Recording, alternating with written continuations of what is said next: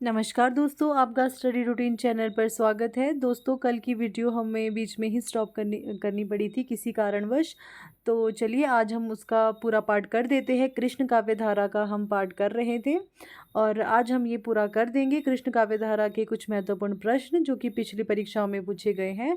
तो कल हमने 32 प्रश्न तक कर दिए थे। आज हम इससे आगे करते हैं। तो चलिए चलते हैं 33 प्रश्न पर। चलिए, पहला प्रश्न है, अष्टछाप की स्थापना 1665 ईस्वी में किसने की थी? तो अष्टछाप की स्थापना 1665 ईस्वी में किसने की थी? विठलनाथ द्वारा की गई थी। चलिए नेक्स्ट क्वेश्चन आते हैं। हमारे पास है हमारा 34th।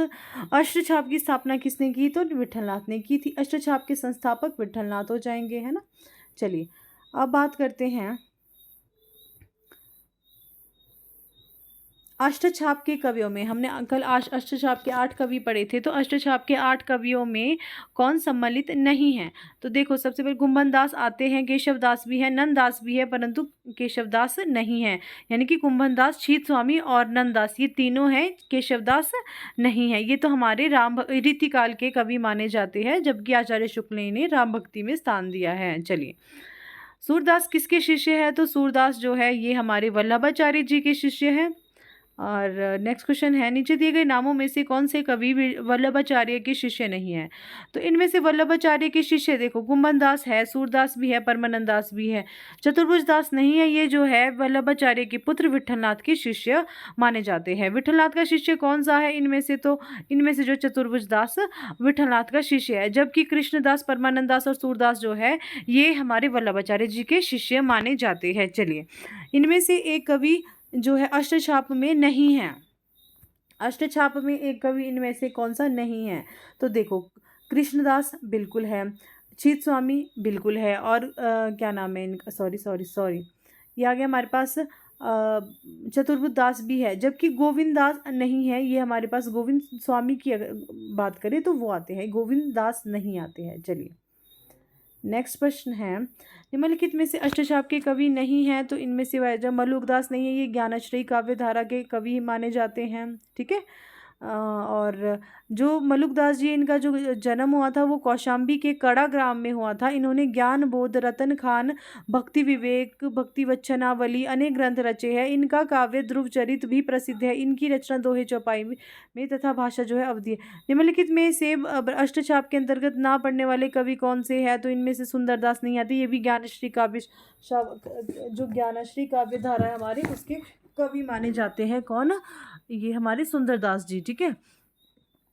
सुंदरदास अष्टछाप के कवि ने सूर, तुलसी व कबीर की तरह ही संत कवि सुंदरदास भक्तिकाल के प्रमुख पथ प्रदर्शक के रूप में उभरे। सुंदरदास जी का जो जन्म है, संत सुंदरदास ने 48 आध्यात्मिक अनुभूति ग्रंथों की रचना की। संत सुंदरदास ने काशी जाकर संस्कृत, हिंदी, पुराण वो वेदांत का गहन अध्ययन कर ज्ञान अर्जित किया था।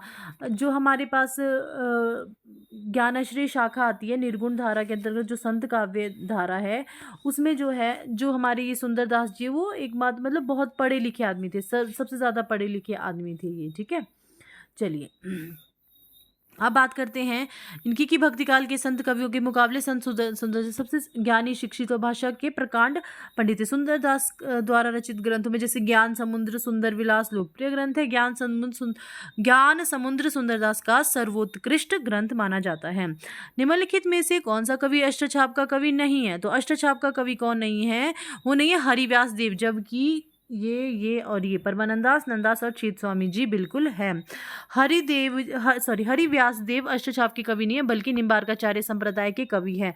नाभादास द्वारा की दी गई सूचना अनुसार श्री भट्ट के सुयोग्य शिष्य हरिव्यास हैं। हरिव्यास देव का निम्बाई संप्रदाय में वही स्थान है जो वल्लभी संप्रदाय में सूरदास का है। हरिव्यास देव ने निम्बार्क संप्रदाय का संगठन नए सिरे से किया। अपने संप्रदाय में उन्होंने रसिक संप्रदाय का प्रवर्तन किया। इस शाखा को हरिव्यासी भी कहा जाता है। वे मधुर भाव के उपासक थे। कविता में वे अपना नाम हरिप्रिया रखते थे। हरिव्यास देव ने कई शाक्तों को वैष्णव बनाया और उनमें भक्ति का संचार किया। नेक्स्ट क्वेश्चन है, निम्नलिखित में से कौन अष्टछाप का कवि नहीं है? तो अब हमें पता लग चुका है कौन नहीं है, स्वामी हरिदास नहीं है। स्वामी हरिदास अष्टछाप के कवि नहीं है। इन्हीं के नाम से हरिदासी संप्रदाय का नामकरण हुआ है। सखी भाव प्रधान संप्रदाय होने के कारण इस संप्रदाय को सखी संप्रदाय भी कहा जाता है। प्रभुदयाल मित्तल के अनुसार इनका समय 16वीं 17वीं शताब्दी है। स्वामी हरिदास संगीत कला के मर्मज्ञ थे, किंतु वे एकमात्र भगवान को रिझाने के लिए गाते थे। और अकबरी दरबार के विख्यात गायक तानसेन इन्हीं के शिष्य थे। और रस सिद्ध भक्ति कवि हरिदास जी ने ध्रुपद शैली में श्रृंगार भक्ति के गेय पदों की रचना की। इनमें से 108 पद केलीमाला के नाम से प्रसिद्ध है। तो केलीमाला किसकी है? वो हमारे हरिदास जी की है। चलिए, हरिदास संप्रदाय के अन्य को किस अन्य नाम से पुकारा जाता है? तो सखी संप्रदाय के नाम से पुकारा जाता है। जुगल मानचरित के लेखक कौन है? तो वो हमारे कृष्णदास जी हैं। सूरदास और नंददास के पश्चात कृष्णदास अष्टछाप कवियों में तीसरे स्थान पर आते हैं। ये हमारे शुक्ल जी के अनुसार है। वल्लभाचार्य ने इन्हें पुष्टि मार्ग में दीक्षित किया। इनके द्वारा रचित 3 रचनाएं हैं, भ्रमर गीत, प्रेम तत्व और जुगलमान चरित्र। जुगलमान चरित्र में राधा कृष्ण का प्रेम वर्णित है और श्रृंगारिकता के कारण यह अधिक प्रसिद्ध हुए हैं। भ्रमर गीत परंपरा का मूल स्रोत क्या था? तो भ्रमर गीत परंपरा का जो मूल स्रोत है वो श्रीमद् भागवत का 10वां स्कंद है। ठीक है, चलिए इसके कुछ इंपॉर्टेंट तथ्य पढ़ लेते हैं। भ्रमर गीत परंपरा सुर सागर का एक भाग है, जिसका मूल स्रोत श्रीमद् भागवत के 10वें स्कंद का 46 और 47 अध्याय है। सूरदास का जन्म जो है 1478 ईस्वी तथा मृत्यु जो है 1583 ईस्वी में हुई। ये वल्लभाचार्य के शिष्य थे। सूर काव्य का मुख्य विषय कृष्ण भक्ति है और सूर के भाव चित्रण में वात्सल्य को श्रेष्ठ माना जाता है। सूर की भक्ति पद्धति पुष्टि मार्गीय भक्ति है। भागवत में गोपियां उद्धव से मिलने पर कृष्ण की स्वार्थ मैत्री पर थोड़ा अपेक्षा करती है और शीघ्र ही भ्रमर का प्रवेश हो जाता है। भ्रमर गीत में कुशल प्रश्न के पश्चात निर्गुण सगुण पर विवाद प्रारंभ हो जाता है, जो 22 छंद तक चलता है। ठीक है, और भंवर गीत किसकी है? भ्रमर गीत आएगा तो सूरदास, भंवर बिंदी आ जाएगी ऊपर तो आ जाएगा हमारा नंददास। खेट कौतुकम नहीं है, खेल कौतुकम होना था। तो खेल कौतुकम किसकी रचना? तो रहीमदास जी की रचना है खेल कौतुकम। और इनकी अन्य कृतियां जैसे कि दोहावली हो गई, एक तुलसीदास जी की भी है जिसे रहीम सच्चे के नाम से जाना जाता है। बरवे नायिका भेद, एक बरवे रामायण है वो तुलसीदास जी की है, बरवे नायिका भेद हमारे रहीमदास जी की है, रहीम सच्चे।